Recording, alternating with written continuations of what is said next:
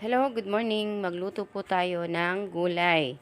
Ito yung ating mga sangkap at magluto rin tayo ng kanin para makapagtanghalian na tayo. So ito yung ating manok ay sobrang tigas yan dahil galing ito sa ating freezer. Palambutin muna natin dahil hindi natin ito matcha-chop.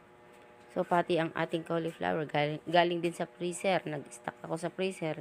So ginisa ko siya ng butter. Ayan.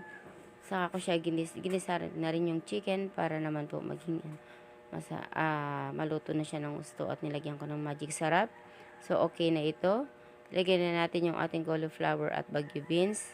Ayan, carrots. Ayan, pinagsama-sama ko na. Dahil okay na yung ating chicken, malambot na siya. So, pwede na ito.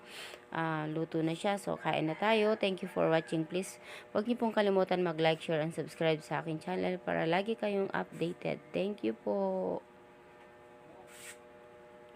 Ayan, naluto na rin yung ating kanin. Ayan, masarap yung kanin natin. Buko pandan yan. Ayan, sarap ng ulam natin. Thank you.